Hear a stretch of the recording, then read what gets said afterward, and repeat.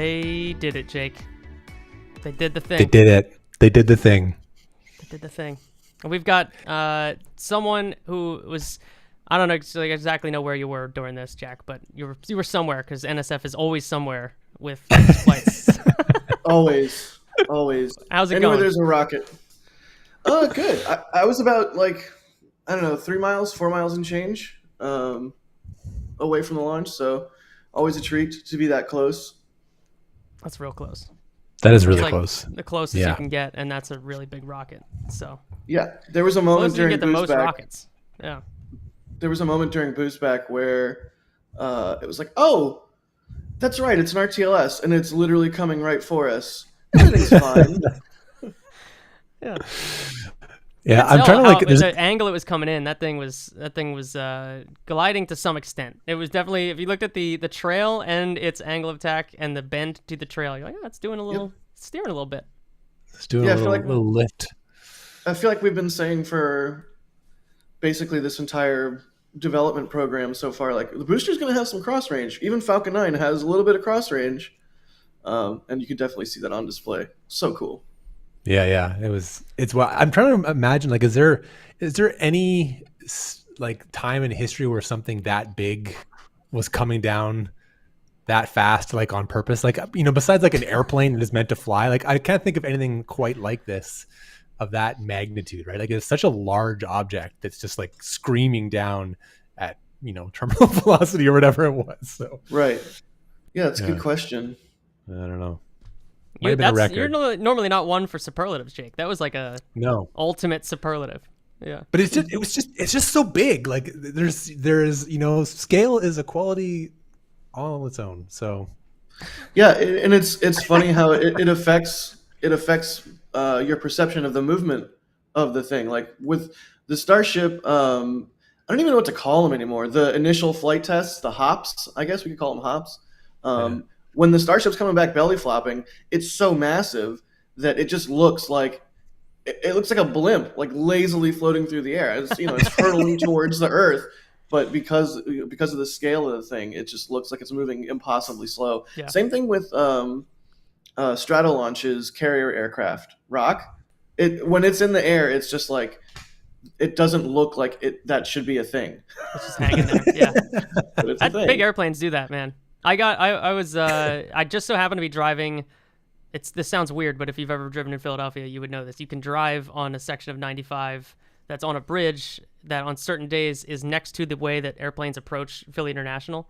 And we were driving like last week or the week before. And I'm like, oh, it's cool. 747's coming in, like right as we're coming up. And then I'm looking and I'm like, it's got like a blue nose to it. I'm pretty sure this is the president landing right now. So I got to drive next to Air Force One on approach, which is fairly epic as the viewpoint that you had. But that's the same thing where it's so big that the what is it, the relative like the displacement relative from one time engine to another in terms of length of the vehicle is not very much. So it looks like it's barely creeping along because it's like, well, it's going one vehicle at a time, not 15 or whatever. It's all relativism, but this thing was hauling ass. I will certify it as hauling ass. Yes. We're going to talk about it. Jake, what did you bring to drink? Because apparently me and you were going to fight about Starship, and I want to get to that. I didn't get it. I have to go get it. All right. You're going. I left in the fridge. Cover me for 30 seconds. All right. We'll vamp. We'll vamp. We got this. It. Did you bring anything, Jack? I don't know if you've stocked up since the flights. It's just a Modelo. Nothing. Just killing it. I mean, that's nothing fancy. That's what you need. A hot Texas day kind of beer. Like a baseball game kind of beer. You don't want. Oh yeah. I don't want to be out here drinking like a Imperial something. Not when you're we're having a like chill. That. Yeah, exactly. What do you got, Jake? Did you bring it back? Maybe. I got a Petito. See that? No. Paramo. What is that? Ooh. Paramo. So this is a pale ale from Colima. So if you know where Manzanillo is, it's close to there. Look at that. Yeah. I'm closing out the white wine for the season. I had one bottle of Grenache left, and it's now into the 30s in the morning out here. So I can't be drinking white wine too much longer. So sorry, 30s? Like 30 degrees? Fahrenheit. Yes, not Jake's 30s. Yes, feels like has been 36 in the mornings up here. So Wow. How can we get some of that down here in Texas, it's nice, please? man. It's real nice. It's actually, I think it was either yesterday or the day before. I was driving out to Starbase, and since Hurricane Francine and all the rain that we got, my AC in my Land Rover has been broken. Hooray! So I'm driving with the windows down, and it was just like, oh, hello. Maybe in a day or two, I'm gonna actually get to wear my hoodie. Like it's actually getting a little bit a chilly. slight chill to it. Yeah, that's all we got down here. Nothing like that. You got to Ace Ventura your way into air conditioning at this point. Yeah, it's been warm here, mostly, but this last couple days though we finally got some colder weather, so it was real nice this morning working outside. But it was Have you gotten a Comet view yet? hot. No, I got clouds like 2 nights in a row. I've been looking, so yeah, I'm gonna try. It's not looking good right now, but we'll see. It's legit. I can see it from downtown Philadelphia, so not much, but it's just a little bit there. But I took my 4-year-old up to the roof of a parking garage, which he thought was like the greatest adventure that we've went on. It's like, we're gonna go see a comet from the parking garage. All right. There were 2 other randos up there that were looking for it, and I like pointed it out to them. They were enjoying that. So Was the fun for the child more the parking garage or the Comet? Because I feel like if they're my kind of like when I was a kid, I'd be like, oh, awesome, we get to go in this weird stairwell. It's like, no, Comet. the funniest part is it's just our parking garage where we park our car, but I don't think he ever realized that if you go to the top floor, there's no roof, and that was the truly mind blowing part of like you can see the whole sky and the whole city from up here. So that's apparently our new hang is the top of the parking garage. So. I remember when I was really little, Comet Hail Bop came through, and that was one of the many little things that if you were making the like insane person like wall map with the threads, like figuring out why I'm in this space flight. Dude, like, I credit that fully this as well. Yeah. So this is that is definitely for our generation, like because it was also epic. Like this is a comet. That was like a fucking comet. You know what I mean? Yeah, there's a distinct difference. Like I hope at some point in our lifetimes we get another comet that gets that bright. Because first off, okay, what do we even call this one? Comet Atlas? I'm not even going to venture to try and pronounce the actual like. Yeah, I don't know. I've given up on comet names in this era. We will refer. They always have slashes in it, and they come and go, comet. And some of them get obliterated. That I'm like, whatever. Pan stars, maybe. Pan stars. I'm always so upset when they have the names with the year discovered in it, and it's always like, oh, asteroid whatever 2024, is gonna pass within 100 meters of Earth, and you're like, okay, this is too close and too soon. Like I need the distance to go bigger, and I need the years to go further back. I want lots of notice on this. Need more margin on this. I was talking to my dad last night. My dad and I were out, and I was telling him, you got to take a look at this thing. He's like, well, when did they discover it? I was like, I think pretty recently because it's got a recent year in it. And he's like, well, when's the next time it's going to be back? I'm like, probably never. That's as much info as I looked up about this. Years. Yeah. Irrelevant. Both of these things irrelevant. Just go look at it, Dad. It's west. Yeah, it's a surprise. Yeah. Yeah, it's been a real treat though. Like I did not know or expect it really to get to naked eye visibility, and I feel like I'm a photographer, I'm a nerd, I like space things. So generally, when there's a comet coming into the solar system, like I'll know about it, and I feel like the same thing happens every time. Maybe it's just recency bias, but it'll always be like, oh, it's going to get close to the sun, and they're predicting it's going to get super duper bright, and then it goes around the sun and breaks up because of the gravity or whatever, and it's like, oh. So the next one's going to do that. This one's already on the way back out, I think. Right. The next one, there's one at the end of the month that is going to be like, well, I don't think that's going to make it. Right. Which I think is metal. That's awesome. Yeah. What is the solar system if not metal? Like, there's so much about it. A question that many people that have appeared on this show would answer with different things. So, yes. Well, you're clearly into rockets. I'm going philosophical with it. All the astronomers are like, yes, correct, metals.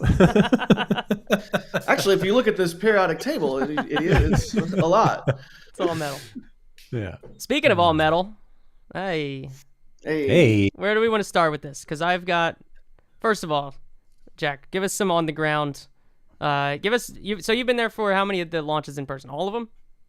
Every single Starship launch or launch related activity, except for That's an NSF SN5. description if I've ever heard of it. Launch-related Right. activity. So SN5 is the only one that I missed, and that was because of the pandemic. So That's missable. All right, so give us a vibe check. Give us the power rankings of vibes on what flight was driving the normies crazy down there. Like which flight has had the biggest like response, or what? Sorry. Yeah, just vibes. You know, how did it feel? Which one was the coolest? Which one had the most regular people crying? Which one are you going to remember later? Well, I mean, I'm definitely going to remember all of them. That's like a cheesy answer, right? But no, each one has its own unique trials and tribulations. Flight 1, I will always remember because it was one of those instances where we didn't know what to expect fully. We didn't know if it was just going to blow up on the pad. Like I was researching what the Army tells people to do if there's like a nuke going off, or like trying to figure out, like, okay, how do I, in case it goes pop, I did the math. It's like 16 seconds from the pad roughly till the shockwave would hit where I was at my location. So it's like, all right, you have 10 or so seconds to mash the shutter and then 6 seconds to get on all fours. But yeah, each launch is kind of different. Flight 2 was the most beautiful up until Flight 5. Now I think I would say Flight 5 was the most beautiful. And the craziest one yet easily is Flight 5, like no question. To attempt to catch a booster so early in this program, I mean, I certainly didn't expect it this early. And to do it so flawlessly. Although I have been saying, if they decided to go for a catch, I thought they'd be successful. And sure enough, they went for it and they were successful. Like they made it look easy. So yeah, recency bias, but I'm gonna say this one was the best so far. They Good reception too. Yeah, they shook some expectations with this because, like, we're always like trying to predict this or that or what will happen, what won't happen, and I usually get like a lot of points betting against Starship because the timelines always slip and things always take longer, and this is one where I just like totally struck out. Like I'm like, there's no way they're going to do it this early, and if they do, there's no way it's going to be even close, and if it is close, there's no way it's not going to blow up when it hits it. Like I was like, everything is going to go wrong with this, and I struck out on man. It was like everything happened early and fast and good. Like, yeah, the early part is especially crazy. Like at some point, we're gonna need to dissect what exactly happened there because launches so rarely move left on the timeline, and in this case, I mean, it was not even like a couple days, a week. No, it was like an entire month plus. Like, yeah, hey, guess what? I hope you're ready for launch because it's happening, and we're all like, what? No, but November. Hello? Yeah. I hopefully when Eric Berger puts out his next book and it goes Starship to modern day, we get a fly on the wall. We get the FAA story. Yeah. Oh God. So many questions. Yeah. Because it was like, I don't know also you're a month and a half early, and also the next one's cool too. So right. Yeah.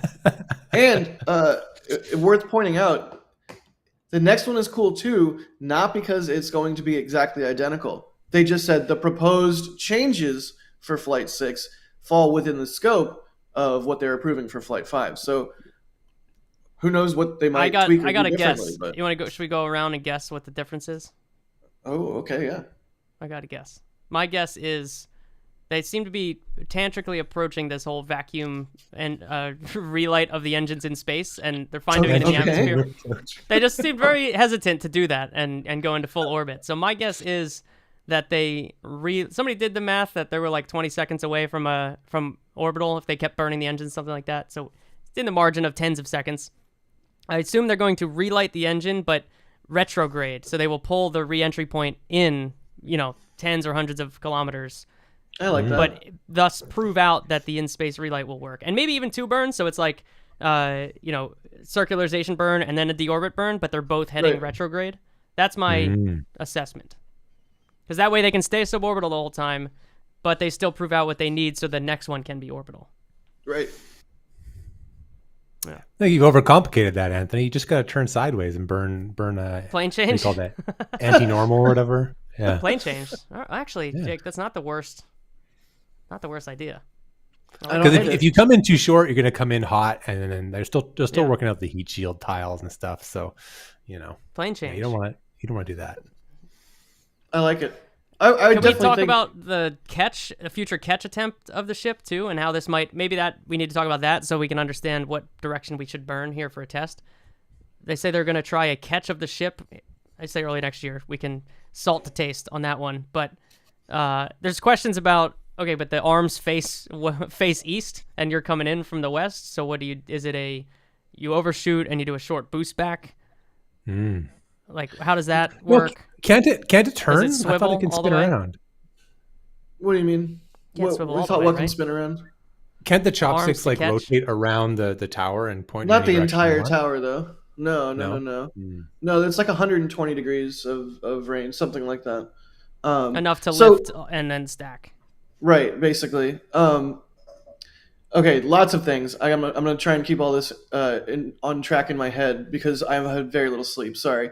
I think they're going to.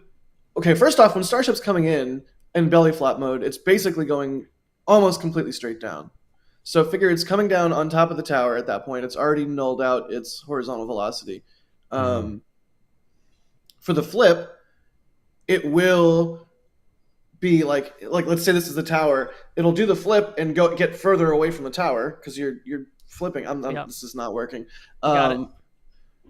And then it'll translate back towards the tower. I guess is what I'm Translate trying to is say. post flip. Yeah. So Yes. you overshoot the tower, you flip Right. over the ocean, and you translate Right. back onto land. Right. But That I is do going to be think- ridiculous. I'm going there for that mission. I've already stated that to my family of now 4. I gotta say the having experienced many Falcon 9 sonic booms from RTLSs and having experienced many shuttle sonic booms growing up in Florida, that super heavy sonic boom, man, it was intense. Like it was like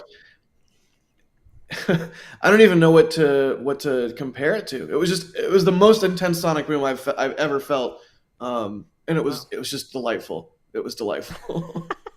I can't wait till we get that with the ship too. Please listen to the whole sentence, FAA. It was the strongest, and I loved it. Yeah, I mean, ultimately, I do wonder how fast we'll brush up against public willingness to accept loud noises like that on a regular basis.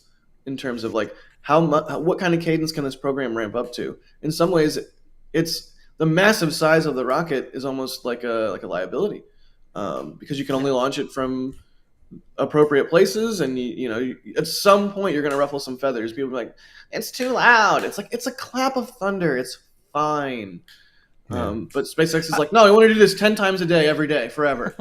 I kind of wonder, like, if they get to a point where it is becoming a nuisance and they are getting complaints and it's bothersome, like, what you can probably do some kind of engineering to mitigate some of it, right? Like, we saw so much pushback on Starlink, and they painted them a different color or whatever, and they made it better. So didn't make the problem go away, but they made it better, right? And if there is like some sort of weird like sound cones they can put on the bottom of this thing to like break up the boom a bit. I don't know. That Something. is so amusing to me because there is an X-plane right now. Like NASA actually is building an X-plane to study how to contour the design of a plane to make the sonic booms less loud.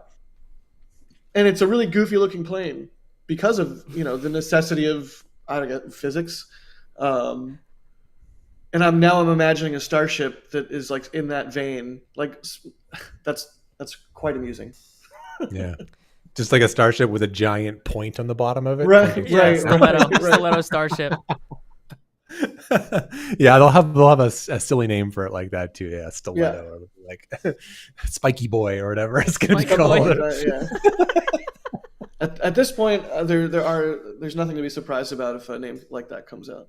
Yeah, SpaceX is good at doing the fun little meme stuff. Did you guys see the Pi Raptor on Booster Did 12 like when that. they lifted it off? Yeah, there's a little pie Pirate. painting on 314. Yeah, 314 serial number Raptor. They put a little No, Pi I didn't see logo on that. there. I love that they still do that. That's like a throwback to days of yore when we used to actually be able to 314 see. is nuts, by the way, real quick. Just glancing over, No. there's 314 of them. It feels It's like they wild. skipped a bunch and painted higher numbers on. Yeah. And Yeah, One, maybe two, they iterated the hundreds 300. with generations, right? Yeah. It went 11, 12, 100, 101, 102, 202, 204. Yeah, the first two digits are unreal. just a serial number. It means it's the first lot. Yeah. Oh Um, man. here, I found a picture of the pie, Jake, so you can see it. This one. Nice. Look at that pie stencil. Wow. Yeah, That's there you great. go. And it's in Big red enough for- paint. Look at that. Quality. Fun. Jake, I think we were happening upon this in the pre-show that we have potential fight brewing between me and you on Yeah. what this moment goes. Let me posit what my take was. I did a podcast earlier this morning on the Miko feed, but I will TLDR my take for Jake's purposes. I think there's been like 4 eras of Starbase, right? There was the initial, there's barely any infrastructure, and we're star hopping, and we're doing Raptor flight testing primarily, a little bit of structures testing. Then there was ship testing phase, which started with, I think, SN5 and 6, you could say, and then ultimately was SN8, 8, 9, 10, 11, 15, right? Something like that. Something like that. Yep. SN8 was the epic one where they did the flip for the first time. We all lost our shit. I think that, by the way, was I think if I'm power ranking SpaceX visual treats, I'm putting Flight 5, SN8, and then the first Falcon 9 landing as my top 3, because those were the moments that I was like, holy shit, this is a different thing. So the ship testing phase happened, and in both of those cases, the Starship flight or the Starhopper flights took place over a series of like 8 months or even less, maybe 6 months, something like that. Yep. Yeah, Ship testing was similar. Tightly coupled. There was like little bursts of them, right? Yeah, and it was every like 2 months there was something happening at the longest.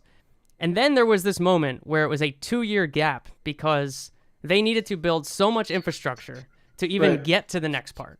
Like you could support Starhopper ship testing with very little propellant, not much infrastructure because you needed a launch mount and a landing pad.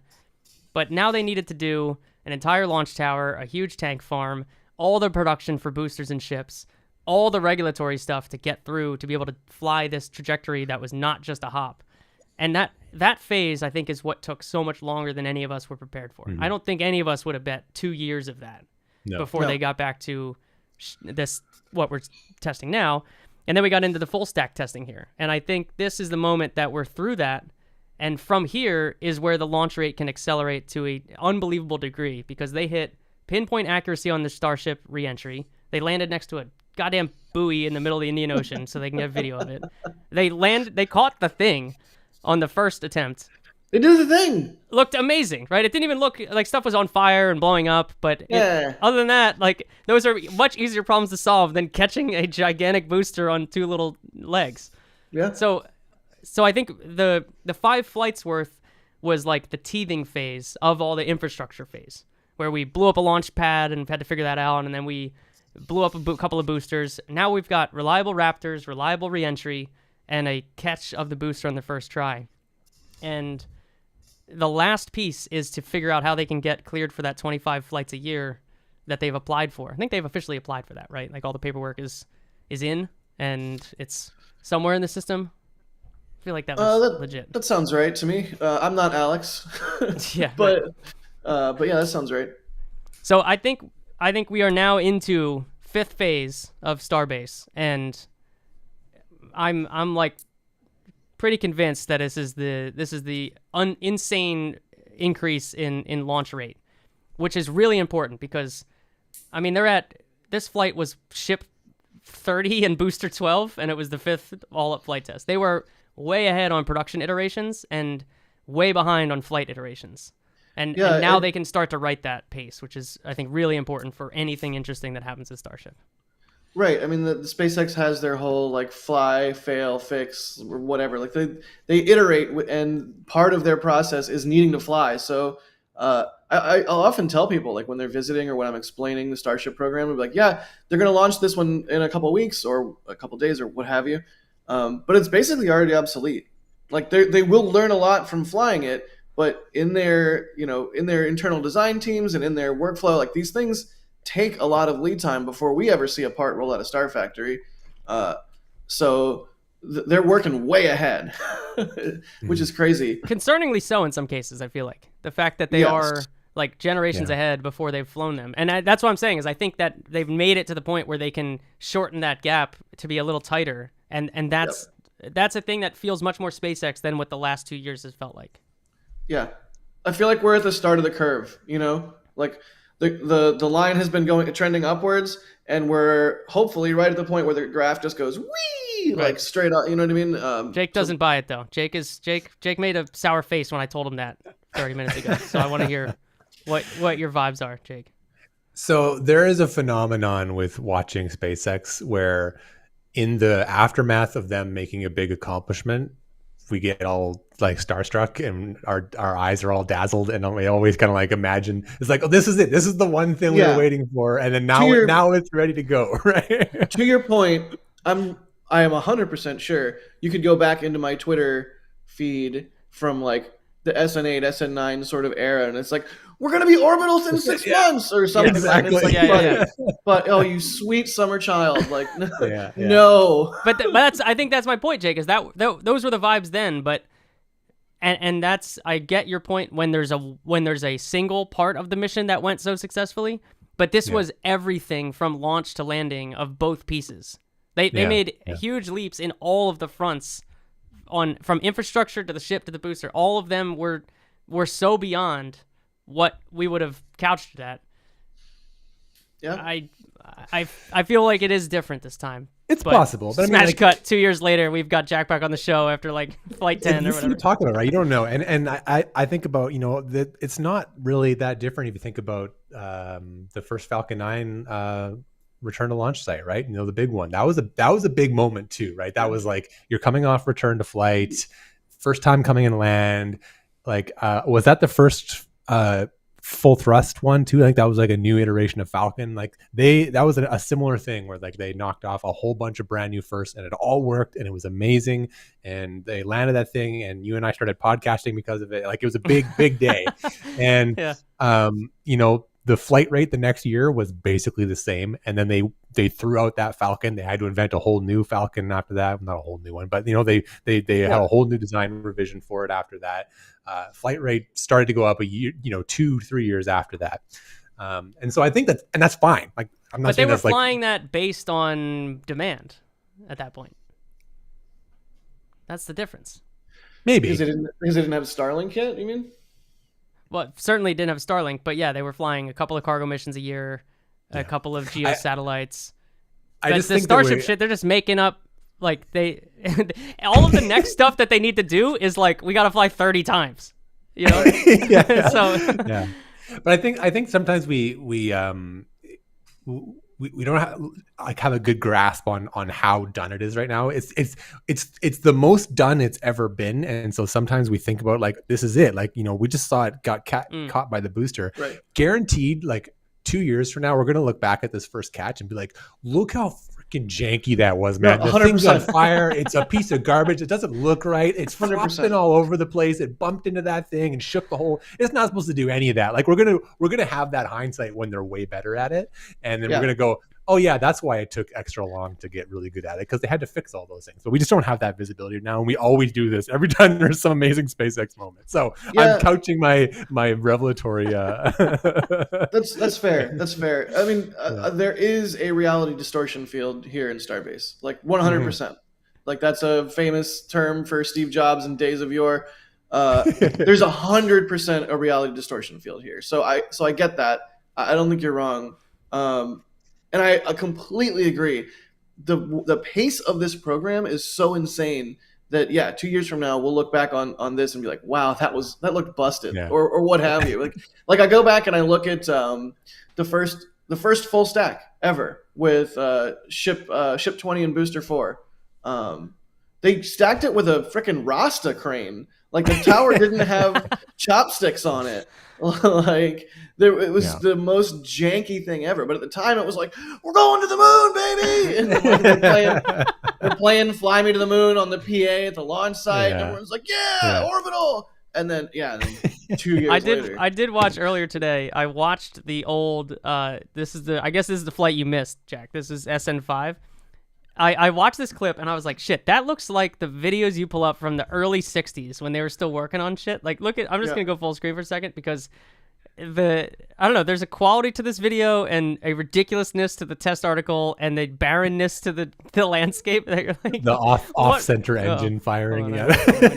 Yeah, it's like, what were they even doing? When you I'm look so at glad I got to see SN6. these stupid legs that fold out like that. I love those legs. I love the little, they're just little guys. They're just a couple little guys. Yeah, the amount of dust that's thrown up. There was just so much that was. I just thought about when we're super old and we watch this video and we're like, that is a ridiculous video. Yeah, I will say, seeing the booster come back and approach the tower during the landing burn very much reminded me of SN5 and SN6. Very similar kind of just tube with like raptor plume gimbling at extreme angles. It was very satisfying. And slightly less surprising that they were able to have such good control over Booster 12, given that they were able to do that with 5 and 6. I mean, those were insane. Yeah. Yeah, I mean, I think the SpaceX had such like, this is like their transferable skill is like piloting the booster down, right? Like, how many Falcons have they landed? That's a lot of experience that directly applies to what they're doing here, right? So like in a weird sense, it's like, oh yeah, of course they had accuracy landing this thing. Like, it's a new vehicle, sure, but all the it's the same physics, it's just bigger, and so they can probably do the math. Here's the thing about that. One of the aspects of them being able to now fly free, and when I say they're able to fly frequently, right? There's the regulatory stuff to get through, but the fact that they have a launch tower still and they didn't blow up that and the tank farm, and presumably like it gets better from here, is notable because that is what allows them, the infrastructure allows them to fly more frequently. But the fact that they're able to do that is going to allow them to do the same process they've done with Falcon 9, which is trim in all the margins, find the optimizations, change trajectories. If you watch a Falcon 9 land now and what it was doing in 2016, it is completely different. Like, different engine patterns, different timing, everything is different. What's weird about Starship, though, is there's, I think, was it Scott Manley was tweeting that like where the booster staged at effectively was like half the amount of energy that Falcon 9 usually has at first stage staging. Wow, really? Okay. So the booster was coming in with a lot less energy behind it. But what's kind of cool is that obviously you've got payload considerations to make in terms of performance, but the ship is going orbital every time and re-entering from orbital speeds every time. That's the point. Which means that the booster, you can try to like take some work off the booster in a way that is not as one-to-one as it would be in other architectures, because the ship is always going orbital. Whether the ship does more work or the booster does more work, the ship is always re-entering from orbital speeds, which means if you can play with that and make the booster have a softer re-entry, then you can kind of give it a better environment and still have the same effect on the ship. Whereas with traditional second stages, you just don't. This is not really a thing you can make. And it's not a trade you can make. That probably explains why, like the future plans for Starship, the stage differences, like the height on the stage 1 and stage 2, are getting pretty close to 50-50. It is like not like other rockets. Right. But that's it's the total the mindset shift when you think about either just a lot of excess performance because you have an upper stage that can go orbital and reused. You can budget extra performance because you're getting the whole thing back, which you can't make that trade in other environments, or you can refill it for higher performance needs. And so you can take work off the booster in a way that something like New Glenn in its current configuration doesn't. It's got to follow traditional rocket equation. Right. And that's kind of crazy. Semi-reusable. Yeah. Traditional, as in the last 10 years. Yes. Traditional, as in what Falcon did. Yeah. It is nice, like, to see Starship enabling us to think about these trades completely differently than normal. Because I'm tired of the status quo. I want the cool new thing. So hooray!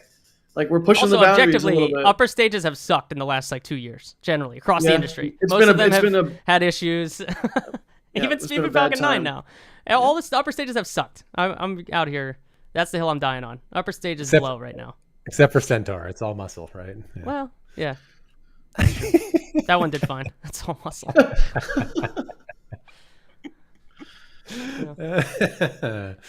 Yeah. All right, so Jake's not buying Well, buying the hold on. increase in flight rate.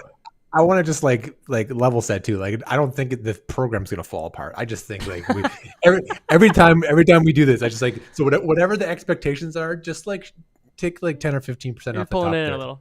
Like Yeah. and it's scrolly down, and it'll be fine, and whatever happens is gonna be awesome, and it's great. It's just this is not the time to go to the betting sites and start putting money down on those big numbers. Hey That's man, for sure.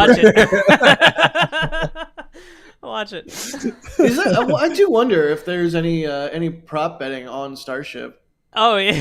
like out in Vegas. Like, Oh no, baby. Listen, You don't I have to go to Vegas. Jake advised me not to give too much away because of the people that I'm betting against on a particular app that is allowed in the U.S. right now. And if I inflect too many of the NSF followers, I will start losing money instead of winning money. Yeah. But there is a single app that has SpaceX bets, and I have now. Last time I mentioned this, I was winning tens of dollars. I have increased that to hundreds. So it's Oh good. wow. Yeah, I'll send you the link. All right. Yeah. I might know a guy Yeah, that would be interested in that. Someone named Schmack. All of us. Schmeier. Yeah. So no. All right, good. let's I'm talk excited. tactically though, where they go from here, right? Because we've got another tower in your neck of the woods, Jack. We've got another tower at Cape Canaveral that exists. It I does. think I would like to check back in on what the status is there and like what's going on. We got a lot of towers. So what are we doing with all these? Right. You tell me. You're the guy doing this tower watch. Well, I do wonder what's going on with the tower at 39A. I'm they tore out the orbital launch mount there, or the legs for it anyways. They have an orbital launch mount in Florida, but they didn't actually install it. Seems like it's going to get scrapped. So I don't know. 39 I feel like it's going to be a while yet. They want to. Was that just Bechtel lobbying building that tower? Like, look at this. I'm gonna try really hard to be. I don't know. I don't think Bechtel was a contractor, but that was a good joke. But yeah, tactically going forward, I think it's going to be Starbase for the next couple of years. Yeah. Just as everything ramps up, I don't think they're going to start touching 39A with Starship until the program's a little bit more mature, because it's hollowed ground, right? How far along is like manufacturing tooling there? Because I assume you also want to build the vehicles there too, right? Like they're not going to be boating these things over, so that facility also has to be up to speed, not just the tower, right? Right. Okay, I could be misremembering this, but they just built that giant Hangar X2 building off Roberts Road, and I think initially we expected that to have some Starship production going on in it, but it ended up it's all just Falcon 9. Like they needed all that space for Falcon 9 in order to support the cadence that they're at. So they're going to have to build another very large structure at Roberts Road, plus presumably, mega bays, some sort of high bays. So I feel like Starship production in Florida is also a ways out. But I mean, I'm here for it. I would love to see that. It's just right now it's just baby steps still. We're coming off the post-launch like feel goods, but we're really like we're saying earlier, we're at the point of the graph where it's going to start going up, but we're still just like toddling along. Jake, it sounds like you're bringing them down a little bit, I think. 30, 40 minutes in. Rope you into reality, baby. That's my job. Well, I guess the big thing now is going to be what else changes once they start doing these orbital refilling tests. Yeah, dude, that's the big high gorilla, variability, man. That is right? Filling these things up and making sure that works, and like how much boil off do you lose, and so is there like even just where stuff is located hardware wise, you might need to relocate a lot of it. Yeah, and like so there's a lot of iteration they have to do there, and all that iteration depends on the flight rate as well. So like we got some more mountains to climb here before we're picking out dorms on Mars base. Well, they're also going to move now. They're going to move the fins. I get top bunk, by the way. Yeah, I have my own room. Thank you very much. Sorry, we got Starship. We can take big quarters there. Oh God, I want to go to space. I want to go to space in a freaking Starship and have that much internal volume to play around with. Sorry, what were you saying about the fins? Moving the fins? They're moving them around. They're changing where they're at. They still can't. They're shifting Further them up back, a little bit. right? Yeah. Right. On the version 2, they're more They leeward. keep They've been catching moved leeward. fire. Yeah. Yeah, that seems like a big thing. Probably shouldn't generally catch fire as you're No. coming through the atmosphere. It's probably a bad thing. No two fins are not on fire. Yeah. The heat shielding is definitely. I still have like qualms generally about the. You have qualms? Not that they don't work, but just that it seems like a real situation. Like I would like to know the relative budget that they're spending on the heat shield program. Economics to is the the big others. question there, right? Like I think they'll get it to work, but it's like, but are you going to get it to the point where you have like the refurbishment level that is talked about, right? Where it's just like, we're just going to like land these things and roll them down the road, fuel them up, and back we go again. Like that, that utopic idea of rapid reusability.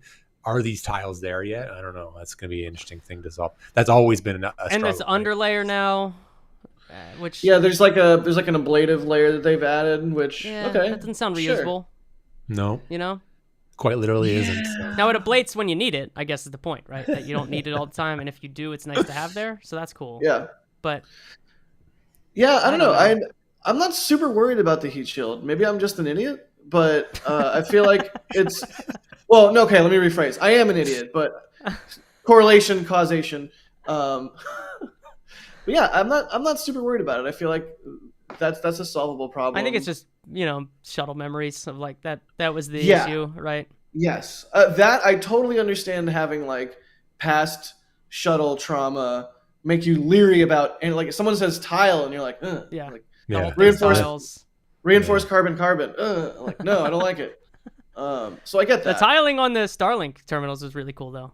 I'll tell you that. That was sweet. Yes. Yeah. All those little like accoutrements, little pods and things that they all sorts of little shit on there. Yeah, it's really, some of them are really, really beautiful. Like the way that they like manage to like tessellate all the tiles and make a nice little box on the side of the thing. But again, I think that doesn't sound cheap. That sounds very expensive to make little bespoke little tiles for the exact Starlink panel that you're using at the moment. Right. And if you put yourself into like Elon Musk's brain and like how he likes to approach engineering problems, I find it like not difficult to imagine that he's furious about the tiles. Like it's like, why? So many parts. Why do we have these? I wanted to just parts. wrap it in stainless steel, and that's what it was supposed to work. That was supposed to be the thing. It's like when you're going through the checkout, like at the grocery store, and it's like 15 items or less, and you're like, yeah, but I got 3 cartons of eggs, but it's all eggs, so that's one item. It's one thing. It's like, counts. The best part is no part. Yeah. The best part is no part, but there's 18,000 tiles. No, but that's one part. That counts as one part. No, it's not 18,000. Exactly. It's one department. It has one boss. So. Yeah, one VP. We hired him 6 months ago out of college. He's 26. Highly accurate. I still do. The other aspect of this, when they caught the booster, the first thing that my first like thought was just put it back down, man. Like just do it. Put it back down on there. You got it. Why was that not immediate? I don't know, because it was on fire was the answer. But it was very obvious to me how they could just put that thing right back down, stack another ship on top. Yeah. And then so that's what got me down the rabbit hole of thinking about architecture stuff again, and the difference between booster rate and ship rate in terms of flying. Right. And there's still some corners of the Starship architecture that I'm not concerned about, but like have some questions about, of doing higher energy missions. Is there a kick stage play here, or are you bring in your own kick stage if you're someone who wants to send something to Europa off a Starship, and you can buy a flight to Leo or Geo or whatever, reusably, and then do your own thing? Because the refurbishment sounds like it's going to take a while between ships if what we're talking about is like inspect all the tiles, all the ablative material, get it ready to roll again. Although I really hope that with modern technology and like computer vision and machine learning, like and lasers, like can we just get a scan bot like that, like eliminate the humans out of the loop there and just bring the ship in, scan it with a crap load of lasers, drones fly up and down of it. Yeah. That sounds like it should work. Right. Yeah. I'm no rocket scientist, but SpaceX, use lasers to check Use drones the heat and shield. lasers, and you've got That it. one's on me. Yeah. That great. LiDAR and AI, and we'll get it. Yeah. And blockchain. Blockchain's probably got to be in there too. Oh yeah, definitely. They all got to be on the blockchain, each tile individually. But to your point, we are getting to a point where all of the weird logistical stuff, and all this little like execution details are going to start to matter. At a certain point, you can't get enough propellant here in Starbase to fulfill the launch rate that they want, because everything has to be trucked in. So like you start having to think about things like a pipeline from the other side of the shipping channel where they're building a giant natural gas terminal, thankfully. Yeah. Like, hey, that's synergy. Hooray. But yeah, there's all sorts of things like that. That's the right? real kingpin down there. Whoever runs that joint, come on, baby. That's a businessman at play. Yeah, no kidding.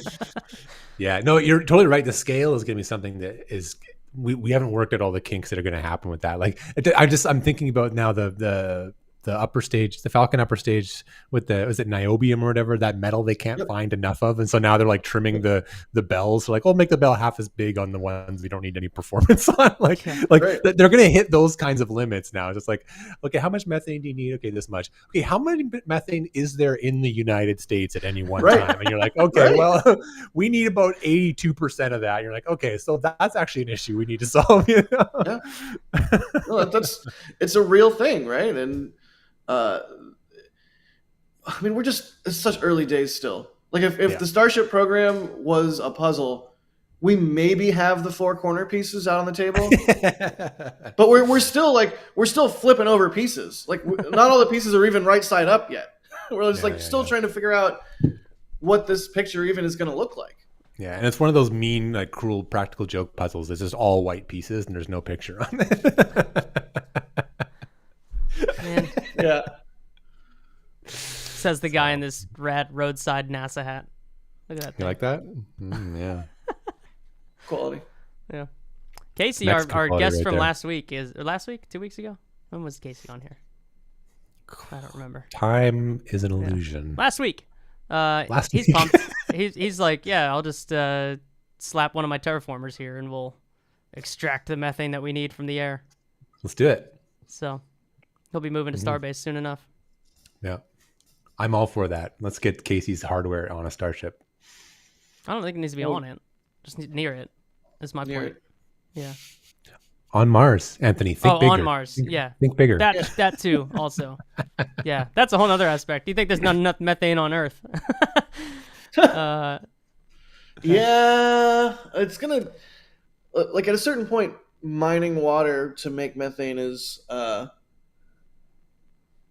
it's like it's water, it's precious. It's like, no, we gotta turn some into methane. But it's like no, like I don't know. That's a whole other thing. I could probably go down like the hippy dippy rabbit hole, where it's like, well, should we really be using the water? It's like no, shut up, Jack. Progress. My concern on that That's one, the the thing I Mars found one out. is the water is it's not just sitting there in casks ready for you to just put into the machine. Right. I think there's a little bit of underestimating in terms of like, where is the water? How do you get to it? And what other kinds of garbage is inside the water? Like you're gonna have to like treat it before you even turn it into anything, right? Right. It's like that's a whole other pipeline we got to figure out. Right. There's so much infrastructure stuff like that that's going to have to be sorted out at some point. And sometimes I just wish I could hit the fast forward button and be like, all right, 10 years from today, what of all of these questions that we have right now have been, sorted out or answered, or what questions do we still have? What's that meme that's like super apt for where we are in history, where it's like too old to explore Earth and too young to explore the planets? Like we just missed, like we missed it. Like there's no new territory that we're going to be able to walk into anytime soon. Yeah. Yeah, but this is the best era of spaceflight. It is. Yeah. Come on. This is the coolest. Really can't complain. It's just like Starship though. It's the best it's ever been, and we're gonna look back at it and be like, oh, remember how shitty it was back in 2024 when we had like nothing flying except those 5 Starships. Man, what terrible days those were.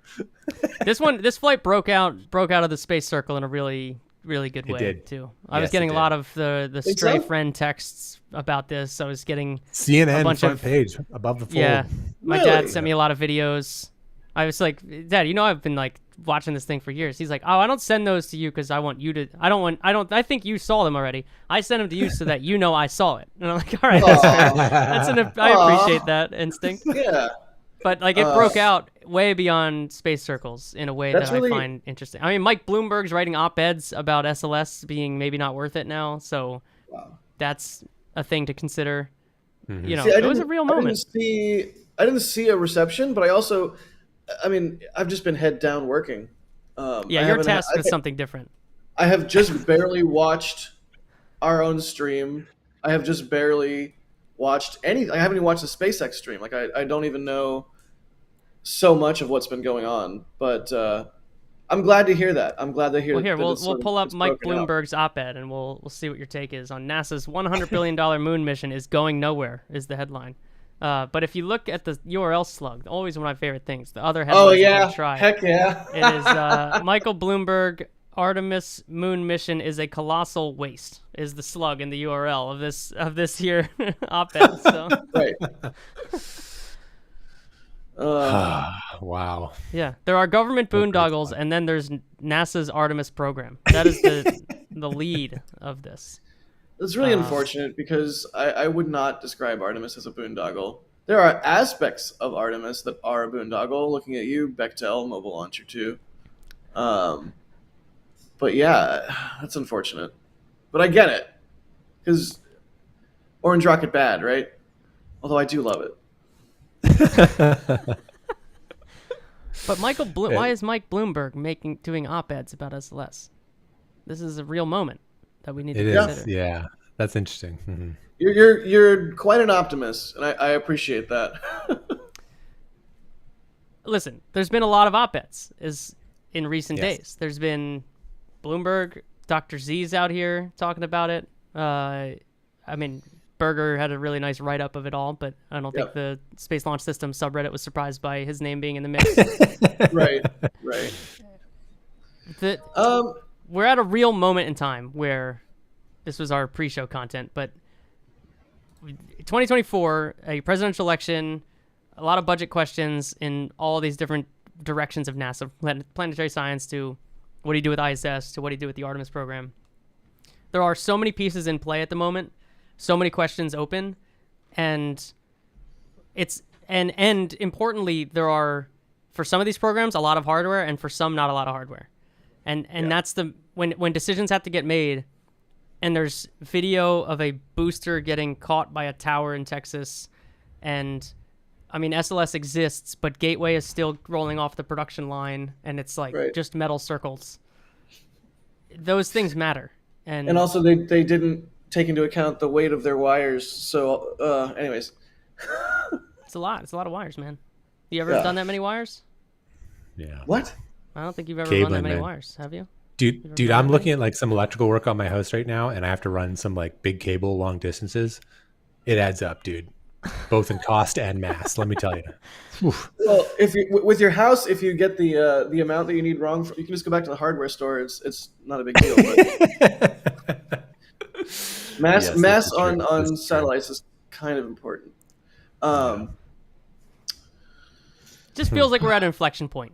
I really do think the next couple of months are pivotal, and some decisions are forced to be made right now because there's budgets to be created. Right. The NASA administrator will be changing in a couple of months, whether that's within party or not. And Jake, you brought up before the show that Pam Melroy was at the IC changing the definition of continuous human habitation in low Earth orbit to continuous capability. There's shifts happening right now, and SpaceX wants to fly as soon as possible always, but it does feel more important at these times. And I don't know, Elon seems to be paying attention to the election, so maybe there was a little motivation to get this flight pulled up into October. Yeah, maybe possible. I do hope you're right, and we are at this sort of inflection point. And it's if this flight is really going wider than previous ones in terms of regular people's consciousness of it, I'm so happy to hear that. That's amazing, because at a certain point, this program is going to start doing really insane stuff like sending humans back to the moon, and I really wouldn't want it to be a situation where it's people don't even know or care. So hopefully it continues to, capture the hearts and minds. Hopefully Flight 6 gets more attention than Flight 5. Hopefully it builds, right? Especially as they start launching, more and more and more with an increased cadence. It's gonna be awesome. I just hope the general masses think so. As long as they don't blow it up, man, it'll be good. That's when the mainstream media turns against them, right? That might be my ultimate theory on why this one did so well in the media, is that nothing blew up. Yeah. Someone was telling me, they were like, "Oh, thank goodness they actually went for a catch and caught the booster, because if they hadn't and the ship had just done exactly what it did, which was land perfectly on target but then blow up, the headlines would have all been SpaceX blows up another rocket. Yeah. SpaceX rocket explodes during test or something like that. Tesla boss ruins another NASA rocket. yeah, right. You got to SEO it. You got to search engine optimize it. Major Trump donor blows up piece of metal near Mexico. And Tesla boss Elon Musk ruins NASA's plans to return to the moon. Yeah. Unfortunately. Oh man. Yeah. Jeez. Narrowly evaded that situation. Narrowly missed that one. Thank God. One of these days I'll have to take some photos of the Cards Against Humanity lot. I drive past I have some questions about that. It all the time. Is that photo on that website legit? Did they stack a bunch of hardware in their lot? Yes. Wow. I don't know the photo off the top of my head that you're talking about. What's the website, Jake? I don't remember, but knowing the tone of their other communications, it's probably like SpaceX sucks, get off our land.com or something like that. Hold on. I'll find it. It's like when two friends fight and like you're equally friends with both of them. And you're like, no, come on. Like, don't ruin the friend group. Like, let's all just hang out. Come on. I gotta find this website. Somebody. But the TLDR is yes. The lot has a whole bunch of stuff on it right now, and it's also under like many inches of water, in a lot of places. But it exists. I think this is it. So they have this as their 2017 picture of their piece of land, and this is their 2024. Yep. I just am curious if that's actually accurate. Yeah. Yeah. I mean, basically. I don't know. That's what it looks like. I was just curious for some validation, so I appreciate it. Yeah, it's unfortunate, right? Because it's not even. I wouldn't even fault SpaceX for that. It's the contractor put stuff there. Maybe somebody didn't tell the contractor, like, hey, maybe the contractor didn't get a survey done. I can't imagine why you wouldn't. Yeah. But yeah, that's a whole weird thing. It's a silly mistake, is what it is. Yeah. Yeah. Unfortunately, they picked a really bad target to drop shit on someone else's piece of land. Yeah. Right. That's why it's such a like. Come on, guys! Like you guys demonstrated that you can catch a bajillion ton booster that came back from space. Like you guys are capable people. Right. I'm really confident you can look at a map and know which squares say SpaceX and which ones don't. I mean, you say that, but like, y'all remember booster number 1? Remember what they had to do with booster 1? They built it in the high bay, but it was too big to get out of the high bay, so they had to cut off the bottom ring in order to even roll it out of the high bay. In fact, it was too big to even be stacked or lifted onto the transport stand in the high bay. They had to cut a hole in the roof and lower a crane down into the, yes, they were able to catch a booster, and they're very smart people, but also there are some very questionable. There's some idiots there. Listen, there's some late nights at Starbase, okay? There's some late nights. Yeah. Not wrong. I think the charitable way to say it is there are things they care about and things they don't. Yeah, that's fair. Things they prioritize, Jake. There's only so much attention you can give to problems, and this one did not make the cut. Jack, where should people follow along if they've not partaken in your universe? I'm on Twitter as the Jack Beyer. I'm on Instagram as Neon Heat Disease. I think those are the two best places. JackBeyer.com if you want prints from my own personal store. Yeah, it's a King Crimson lyric. Prog rock, man. Wow. All right. LA, Neon City. Anyways. You lost me. Check me out. You lost me. Yeah. I've lost myself, truthfully, to be honest. So we'll just. Sometimes you just gotta let them go. Yeah. I'd lose you with my music too, so don't worry. It's a thing. Jake, I'm checking my email to see if we should say this next part of the show. But should we I say the next know. part of the show? I did not get a Probably. confirmation We should. on this one. We should. I think we're I good. feel confident about it. I feel pretty good about it. But yeah, so we last week's episode with Casey Hanmer was a bit of a layup. We really want to start talking about projects at NASA and how much they cost and why are they so expensive and why do they get more expensive.